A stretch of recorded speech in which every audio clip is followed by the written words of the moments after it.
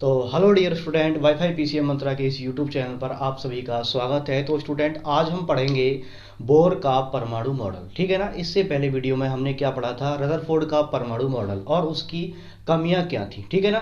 तो रदरफोर्ड के परमाणु मॉडल की कुछ कमियां थी, उनको सुधार करके बोहर ने कुछ अभिगृत दिए थे, यानी कि पोस्टुलेट्स दिए थे। ठीक है ना, अपनी परिकल्पना दी थी और उन्हीं को कहा गया बोर का परमाणु मॉडल। ठीक है ना।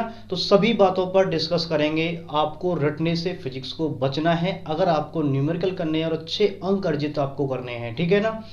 तो अगर आपको इसकी थ्योरी को समझना है अच्छे से, तो आपको प्रैक्टिकली एक एक चीज को बारीकी से समझना पड़ेगा। न्यूमेरिकल में कुछ भी नहीं है, क्योंकि आप अगर जो सेलेक्टेड चीज़ें हैं अगर आप उनको पढ़ लेते हो तो न्यूमेरिकल नहीं बनते हैं। हमें न्यूमेरिकल पढ़ने के लिए कुछ बेसिक चीज़ें यानी कि बेस पढ़ना पड़ता है। अब जैसे ये बोर का परमाणु मॉडल का जो हम टॉपिक पढ़ा रहे हैं, ये हालांकि कई बार आया हुआ है, 12, 15, 18, 19 तक आया हुआ है अगर मैं बात करूं यूपी बोर्ड की। ठीक है।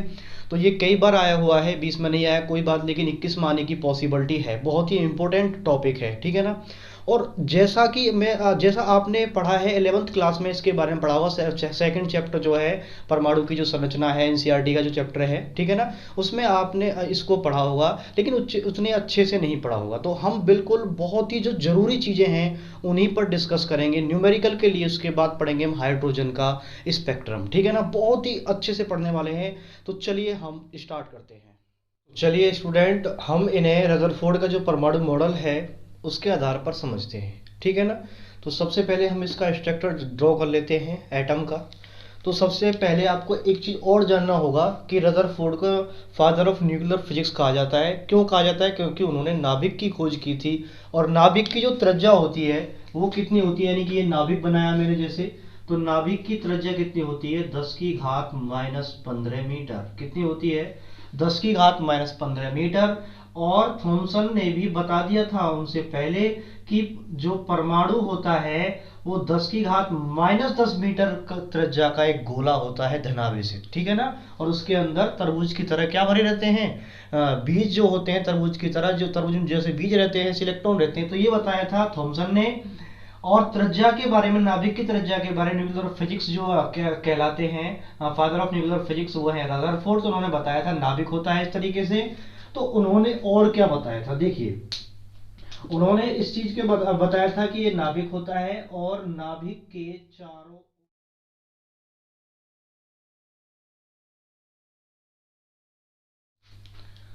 ठीक है। तो ये हमने कोई परमाणु का स्ट्रक्चर ड्रॉ कर लिया है। इसको समझने से पहले आपको रदरफोर्ड के मॉडल की तरफ चलना पड़ेगा। तो उन्होंने क्या बताया था कि परमाणु का जो नाभिक होता है उसकी जो त्रिज्या होती है 10⁻−15 मीटर होती है। और उन्होंने जो दूसरी बात कही थी कि जो इलेक्ट्रॉन होते हैं जिस भी कक्षा में चाहे, यानी कि किसी कक्षा में, इसमें चाहे, इसमें चाहे, इसमें चाहे, या उनके बीच में भी, यानी कि यहाँ भी, कहीं भी इलेक्ट्रॉन जहां मन करे वहां घूम सकते हैं। यही उनके मॉडल की प्रमुख एक कमी थी। ठीक है ना। तो उन्होंने क्या बताया, और एक चीज और भी बताई कि जब वो ये जो हमारी क्या नाम है, जो गति विज्ञान है उसके अनुसार क्या होता है कि जब इलेक्ट्रॉन किसी भी कक्षा में इस तरीके से घूमेगा तो उसको एनर्जी चाहिए। और वो क्या करेगा, जब किसी भी कक्षा में घूमेगा तो उसी के आधार पर वैद्युत चुंबकीय तरंग उत्सर्जित करेगा। तो उसकी ऊर्जा क्या है, वहां से फिनिश होती चली जाएगी, खत्म होती चली जाएगी उसकी ऊर्जा। ठीक है ना। तो ऊर्जा जब खत्म हो जाएगी और एंड में इलेक्ट्रॉन इस तरीके से घूमता हुआ क्या होगा, एंड में जाके नाभिक में चला जाएगा। क्योंकि ये इलेक्ट्रॉन क्या होता है, नेगेटिव, और ये इलेक्ट्रो पॉजिटिव होता है नाभिक। तो ये क्या होगा, इलेक्ट्रॉन एंड में जाकर के नाभिक में डूब जाएगा। तो ये उनकी रदरफोर्ड की सबसे बड़ी कमी थी। तो रदरफोर्ड ने इनकी कमियों को ठीक करते हुए बताया कि नहीं, ऐसा नहीं है, इलेक्ट्रॉन सिर्फ कुछ निश्चित कक्षाओं में ही घूम सकते हैं।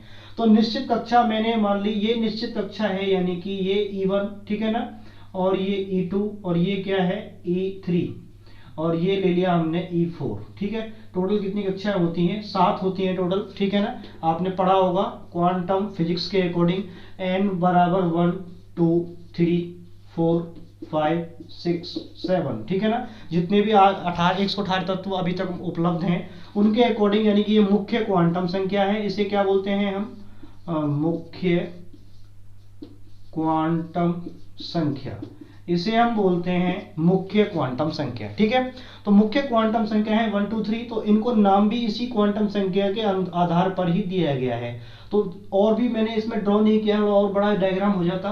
ठीक है, तो अगर हम बात करें यानी कि n1 इसके लिए n1 ये होगा, n2 ये, और यानी कि n1 का मान ये होगा, n2 ये, n3 ये और n4 इस तरीके से ये।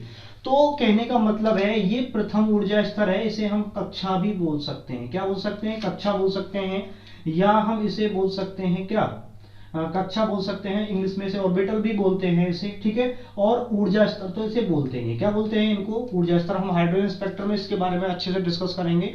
तो ये क्या है? ऊर्जा स्तर भी है और कक्षा भी है। तो ये भी कक्षा है, इसका मतलब है उन्होंने क्या बताया था कि इलेक्ट्रॉन केवल निश्चित कक्षाओं में घूम सकता है। इलेक्ट्रॉन अगर यहां घूम रहा है तो इलेक्ट्रॉन इसी कक्षा में घूमता रहेगा इस तरीके से, और निश्चित कक्षाओं में घूमता हुआ इलेक्ट्रॉन कभी भी ऊर्जा का उत्सर्जन नहीं करता है। ये बोर ने बताया था। ठीक है ना, इन्होंने बताया था कि रदरफोर्ड ने क्या बताया था? रदरफोर्ड ने बताया था कि इलेक्ट्रॉन परमाणु के चारों ओर जहां चाहे मन करे वहां घूम सकता है, ये कमी थी। लेकिन इन्होंने बताया था कि इलेक्ट्रॉन सिर्फ निश्चित कक्षाओं में ही घूम सकता है। ठीक है ना, इलेक्ट्रॉन चाहे तो यहां घूमेगा, चाहे यहां चक्कर करेगा, यहां चाहे यहां करेगा, चाहे यहां करेगा, लेकिन इलेक्ट्रॉन इस ऊर्जा स्तर से इस ऊर्जा स्तर में इलेक्ट्रॉन जा सकता है। लेकिन वो कब जाएगा? कि अगर उसे बाहर से कहीं एनर्जी दे दी जाए। ठीक है ना, उसे अगर बाहर से क्या दे दी जाए? एनर्जी दे दी जाए। और एनर्जी दे दी जाए वो, तो एनर्जी भी कितनी होनी चाहिए? वो होती है डेल ई, और डेल ई के बारे में आप जानते हो कि E2 माइनस E1, यानी कि हम दोनों ऊर्जा स्तरों का अंतर के बराबर जब इसको एनर्जी दे देंगे, ऊर्जा दे देंगे, तो ये इलेक्ट्रॉन उत्तेजित होकर के यहां पहुंच जाएगा। तो इसे हम बोलेंगे उत्तेजित स्तर। क्या बोलेंगे इसे हम? उत्तेजित स्तर, उत्तेजित स्तर बोलेंगे। और इस वाले स्तर को हम क्या बोलेंगे? मूल स्तर, मूल स्तर या मूल ऊर्जा स्तर। इंग्लिश में इसे क्या बोलते हैं हम? Ground state. क्या बोलते हैं इसको हम? ग्राउंड स्टेट, इसे बोलते हैं हम ग्राउंड स्टेट। और इसे बोलेंगे हम excited state, excited state. English में से बोलते हैं एक्साइटेड स्टेट। तो एक्साइटेड स्टेट में इलेक्ट्रॉन कब जाएगा? इलेक्ट्रॉन एक्साइटेड स्टेट में जब जाएगा जब उसे दोनों ऊर्जा स्तरों के अंतर के बराबर ऊर्जा दे दी जाएगी। इलेक्ट्रॉन अगर हमारा यहां घूम रहा है, उसे अगर कितनी ऊर्जा दे दी जाएगी? E1 और E2 माइनस E1, यानी दोनों के गैप के बराबर, यानी कि डेल ई दे दी जाएगी। कितनी? डेल ई ऊर्जा इस इलेक्ट्रॉन को दे दी जाएगी, तो वो यहां जा सकता है। अगर ऊर्जा इन दोनों के गैप के बराबर दे दी जाए तो इलेक्ट्रॉन यहां जा सकता है, इन दोनों के गैप के बराबर दे दी जाए तो इलेक्ट्रॉन कहां? यहां से यहां भी पहुंच सकता है। तो आपको ये चीज ध्यान देनी है। इस हाइड्रोजन स्पेक्ट्रम भी अगर पढ़ोगे तो यहां आपको इन चीजों को समझना पड़ेगा। तो मूल ऊर्जा स्तर से जब अंतिम ऊर्जा स्तर में जाता है तो उसे उत्तेजित ऊर्जा स्तर बोलते हैं, और जो प्रारंभिक ऊर्जा स्तर होता है जिसमें इलेक्ट्रॉन पहले से ही घूमता रहता है एनर्जी मिलने से बाहर से पहले ही, उसे हम बोलेंगे मूल ऊर्जा स्तर। तो इलेक्ट्रॉन यहां से यहां भी आ सकता है। एक एग्जांपल अगर मैं दूंगा आपको कि मान के चलो इसकी जो एनर्जी है वो कितनी है? 5 जूल है। कितनी है? 5 जूल एनर्जी है, और इसकी है 10 जूल एनर्जी। इसकी 10 जूल एनर्जी है इस ऊर्जा स्तर की। E1 E2 ऊर्जा स्तर है ये, E1 E2 E3 E4 इस तरीके से ऊर्जा स्तर है। तो इलेक्ट्रॉन अगर वो यहां से यहां पहुंचाना है तो इसका मतलब है दोनों के बीच का गैप वो होगा 5 जूल। इस इलेक्ट्रॉन को अगर हम दोनों ऊर्जा स्तरों के बीच के अंतर का ऊर्जा दे दें तो वो इलेक्ट्रॉन वहां से यहां पहुंच सकता है। ठीक है ना, लेकिन रदरफोर्ड ने क्या बताया कि जहां मन करे वहां घूम सकता है। तो इसका मतलब यह है कि बोहर ने अपना मॉडल दिया था उनमें उन्होंने इस चीज को बताया था। और एक चीज और भी है कि हाइड्रोजन परमाणु के लिए, किसके लिए? हाइड्रोजन परमाणु के लिए, हाइड्रोजन परमाणु के लिए, हाइड्रोजन परमाणु के लिए जो Enवा ऊर्जा स्तर होता है, Enवा का मतलब है कि n बराबर हम क्या रख सकते हैं? 1। कितना रख सकते हैं? n बराबर 1 2 3 4 5। ठीक है, ये मुख्य क्वांटम संख्या है।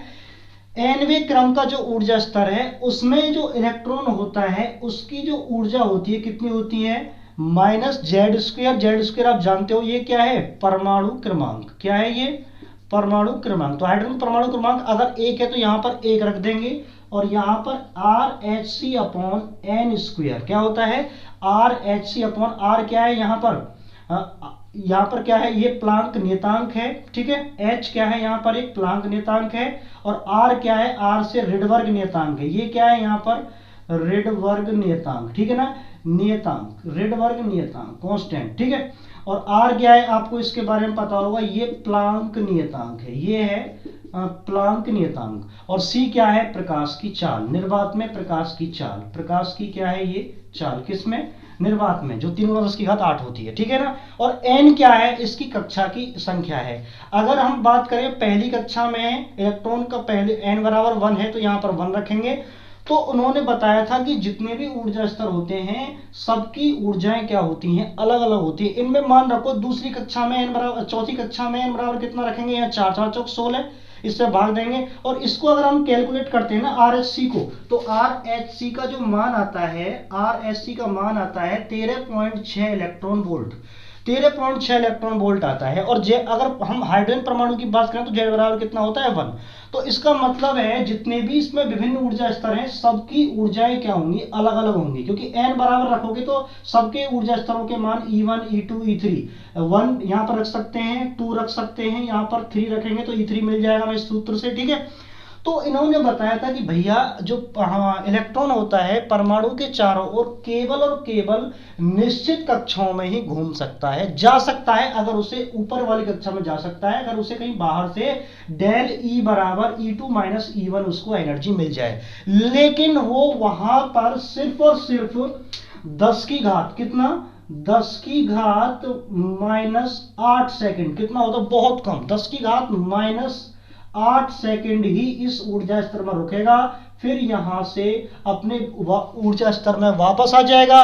और वो जो ऊर्जा होगी, जो जब वापस आएगा तो दोनों के बीच की जो ऊर्जा ली थी ना उसने डेली, उसको उत्सर्जित करता हुआ वापस आएगा, उत्सर्जित करता हुआ वो वापस आएगा, ठीक है ना। दोनों की जो गैप उसने लिया था ऊर्जा को उत्सर्जित करता हुआ प्रारंभिक स्तर में अपने में वो आ जाएगा। तो पहला नियम तो उनका ये हुआ कि इलेक्ट्रॉन परमाणु के चारों ओर केवल निश्चित कक्षाओं में ही घूम सकता है, ठीक है ना।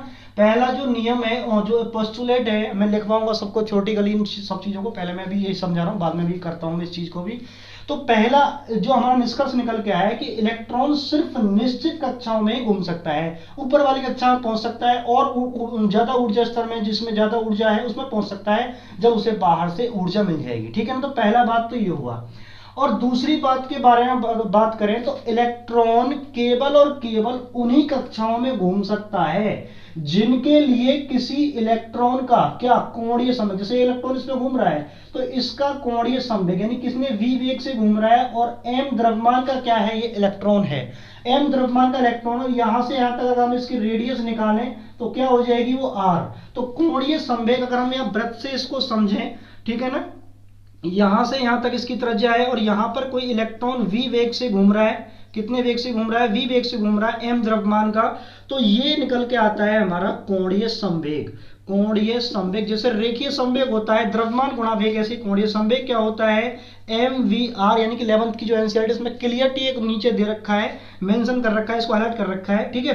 तो mvr बराबर, mvr यानी कि इसकी जो r त्रिज्या है वो m क्या है, इलेक्ट्रॉन है, v क्या है, v वेग से गति कर रहा है इलेक्ट्रॉन, ठीक है।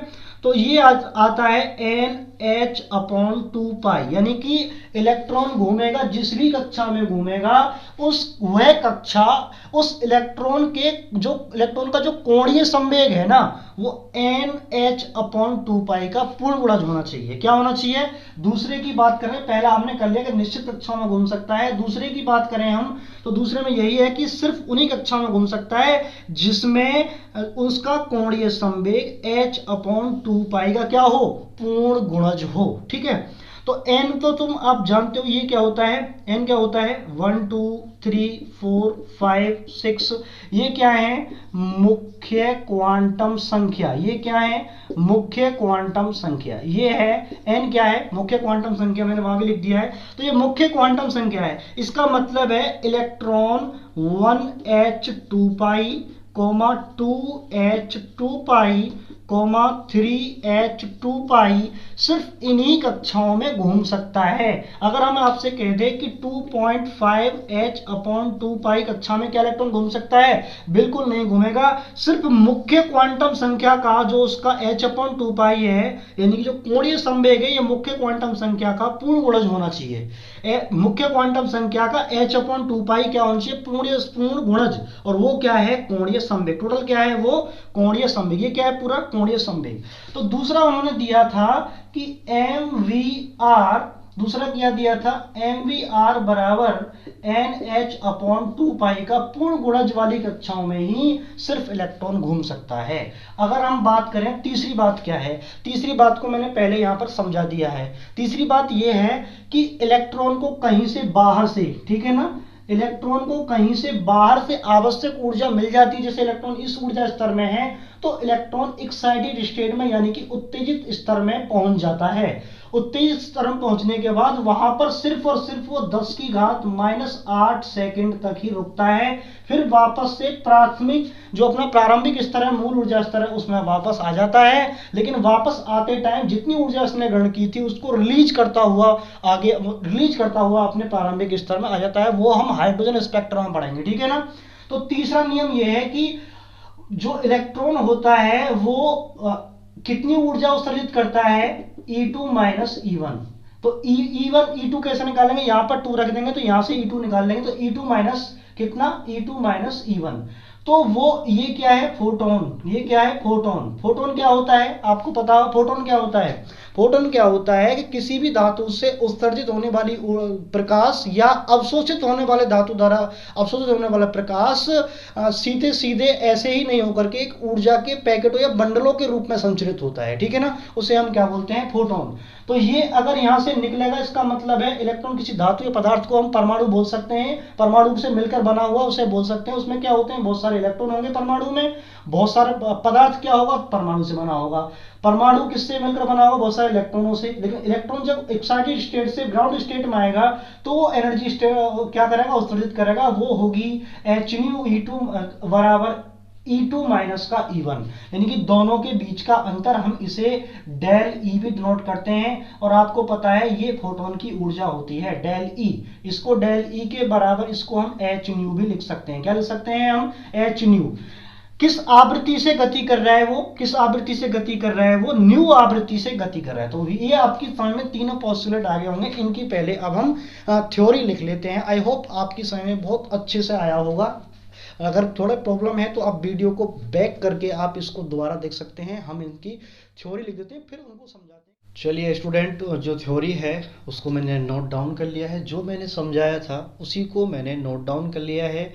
यानी कि रदरफोर्ड ने जो कमियां की थी और जो बोहर ने उनको सुधारा था और अपनी परिकल्पना दी थी, वही उनका बोहर का परमाणु मॉडल कहा गया था। तो ये कौन कौन सी उनके अभिग्रह थे, यानी कि जिन्हें हम बोलते हैं पोस्टुलेट्स, ठीक है ना। तो वैज्ञानिक नील बोर ने सन 1913 में रदरफोर्ड के परमाणु मॉडल की कमियों को दूर करके एक मॉडल प्रस्तुत किया और निम्नलिखित 3 अभिग्रह दिए। तो 3 अभिग्रह में पहला मैंने आपको बताया था कि इलेक्ट्रॉन नाभिक के चारों ओर केवल उन्हीं कक्षाओं में घूम सकता है जिनके लिए उनका कोणीय संवेग h/2 या तो उनका कोणीय संवेग h/2 हो, ठीक है, या इसका पूर्ण गुणज हो। h/2 का क्या हो? पूर्ण गुणज हो, ठीक है ना। h/2 का क्या हो? पूर्ण गुणज हो। तो ये बात आपको ध्यान रखनी है। यदि अगर हम बात करें इसको कैसे दिखाएंगे कोणीय संवेग को, यदि इलेक्ट्रॉन का द्रव्यमान स्मॉल m मान लिया हमने और वृत्तीय मार्ग पर वो इलेक्ट्रॉन गति कर रहा है तो उसकी त्रिज्या मान ली स्मॉल r और v वेग से गति कर रहा है, ठीक है ना। मैंने इस चीज को समझाया था ना कि ये त्रिज्या कितनी है r और द्रव्यमान है इसका m और v वेग से गति कर रहा है। तो mvr बराबर कितना होता है? nh/2 क्या होगा? mvr बराबर nh कितना? 2 या तो उसका कोणीय संवेग mvr बराबर h/2 हो या इसका पूर्ण गुणज हो, क्या? n का, ठीक है। जो कोणीय संवेग का क्या हो? पूर्ण गुणज हो उस कक्षा की जो कोणीय संवेग है वो, ठीक है। अब आगे इन्होंने बताया कि ये n तो आपको पता है, मैंने बताया था मुख्य क्वांटम संख्या है। इसका मतलब है जिसका कोणीय संवेग इतना होगा, इसका पूर्ण गुणा जो होगा वो स्थायी कक्षा कहलाएगी। क्या कहलाएगी? निश्चित कक्षा बोलेंगे या उसे हम स्थायी कक्षा बोलेंगे। ठीक है। स्थायी कक्षाओं में घूमते समय इलेक्ट्रॉन ऊर्जा का उत्सर्जन नहीं करते हैं, परमाणु का स्थायित्व बना रहेगा। ठीक है। रदरफोर्ड ने तो क्या कहा था, किसी भी कक्षा में जाएगा वो, और जब और वैद्युत गति विज्ञान हमारी ये कहती है, इसका मतलब है त्वरण बदलेगा, जो भी कुछ है उसके कारण वो एनर्जी उत्सर्जित करेगा, इसका मतलब वो नाभिक में डूब जाएगा। लेकिन इन्होंने कहा था निश्चित कक्षाओं में घूमेगा, स्थायी कक्षाओं में घूमते समय इलेक्ट्रॉन ऊर्जा का उत्सर्जन नहीं करता है और उसका परमाणु का स्थायित्व बना रहता है। रदरफोर्ड ने क्या कहा था कि 10⁻⁸ सेकंड तक ही उसका स्थायित्व रहेगा, उसके बाद वो नाभिक में चला जाएगा। उनके नियम के अकॉर्डिंग ऐसा होता। जब परमाणु को, तीसरे की बात कर रहे हैं हम, जब परमाणु को किसी कारणवश कहीं से ऊर्जा मिल जाए, यानी कि अगर परमाणु को ऊर्जा नहीं मिल रही तो वो उदासीन अवस्था में ही रहेगा। ठीक है ना, उदासीन अवस्था में रहेगा। जैसे हम बात करें H की, H क्या है? हाइड्रोजन का कोई क्या है, ये कोई परमाणु है। ये क्या है, जब तक एक्साइटेड स्टेट न पहुंचे, जब तक इसको बाहर से ऊर्जा न मिल जाए, ठीक है ना, बाहर से कोई ऊर्जा न मिल जाए, उसका कोई इलेक्ट्रॉन निश्चित कक्षाओं को छोड़कर किसी, तो दोबारा देखते हैं, जब परमाणु को किसी कारणवश कहीं बाहर से ऊर्जा मिल जाती है तो उसका कोई एक इलेक्ट्रॉन निश्चित कक्षा को छोड़कर, जो सबसे पहली कक्षा में जिसमें वो पहले से ही है, ऊर्जा मिलने से पहले, उसको बोलेंगे हम निश्चित कक्षा। ठीक है ना, को छोड़कर किसी ऊंची कक्षा में चला जाता है, उसे हम उत्तेजित अवस्था बोलते हैं। परंतु वहां केवल 10⁻⁸ सेकंड तक ही ठहरकर तुरंत वापस अपनी जो पहली कक्षा थी, जो नीची कक्षा थी, उसमें वापस आ जाता है। और लौटते समय दोनों कक्षाओं में जो ऊर्जा का अंतर होता है, यानी मान लो चलो इसमें 10 है, इसमें कितना है 5, दोनों का अंतर कितना है 5 जूल, तो लौटते समय एक फोटोन की तरह ऊर्जा उत्सर्जित करेगा ना, h न्यू। और मैंने बताया था h न्यू बराबर क्या होता है, h न्यू बराबर क्या होता है, E2 माइनस का E1। तो लौटते समय दोनों कक्षाओं की ऊर्जा के अंतर को क्या करता है, विद्युत चुंबकीय तरंगों के रूप में उत्सर्जित करता है। हाइड्रोजन स्पेक्ट्रम में इसको हम डिटेल में समझेंगे। तो विद्युत चुंबकीय तरंगे के रूप में क्या करता है, उत्सर्जित करेगा। ठीक है ना। अब हम बात करें, यदि उच्च ऊर्जा स्तर में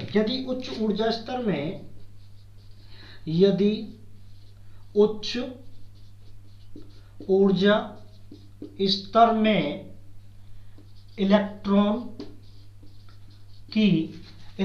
की ऊर्जा E2 है तथा निम्न ऊर्जा स्तर में इलेक्ट्रॉन की ऊर्जा E1 है तो E1 है और V न्यू आवृत्ति का वो क्या है, उत्सर्जित करेगा फोटोन। ठीक है ना, है तो हम इसको दिखाएंगे, यानी कि दोनों के ऊर्जा के अंतर। तो दोनों के ऊर्जा को अंतर किससे नोट करते हैं हम, डेल E बराबर आ जाएगा हमारा E2 माइनस का E1। क्या आ जाएगा, E2 यानी कि दूसरी कक्षा में ज्यादा है, जो ऊपर वाली कक्षा है उसमें ज्यादा होगी E2 में, और पहली कक्षा में उसकी जो उसकी स्थायी कक्षा है उसमें एनर्जी कम होगी। तो दोनों के अंतर के क्या होता है, बराबर। तो ये आपको पता है, ये क्या है, फोटोन उत्सर्जित करेगा, वो मैंने बताया था, प्रकाश का क्या नियम है ये। ठीक है ना, फोटोन किसे कहते हैं। तो इसको h न्यू बराबर क्या कर देगा, E2 माइनस का E1, क्या कर देगा, E2 माइनस का E1। और इसके बारे में आपको पता है ये क्या होता है, न्यू बराबर इसको कर देंगे हम E2 माइनस का E1 और अपॉन कर देंगे नीचे प्लांक नियतांक। तो आवृत्ति का समीकरण अगर आपसे पूछ ले, कई बार ये एग्जाम में पूछ लेता है, E2 बराबर इतना आ जाता है। ठीक है। अगर हम इसको थोड़ा और आगे लेके अगर हम चलते हैं तो आपको पता है, मैंने बताया था कि En बराबर होता है माइनस का क्या, Z स्क्वायर और क्या होता है RH अपॉन N स्क्वायर। और थोड़ा आगे चलेंगे, बस आपको यहीं तक लिखने की जरूरत है। रदरफोर्ड का बोर का अगर परमाणु मॉडल आए तो यहाँ तक सफिशिएंट है। लेकिन और थोड़ा अगर हमें एडवांस में समझना है तो हम थोड़ा और एडवांस चल सकते हैं। इसके लिए En बराबर कितना होता है, इतना, माइनस में ये Z है यानी कि परमाणु क्रमांक। यदि Z बराबर 1 है, कौन, हाइड्रोजन परमाणु है, क्या है वो, हाइड्रोजन परमाणु है, हाइड्रोजन का जो है परमाणु है। ठीक है, हाइड्रोजन लिख दिया हमने।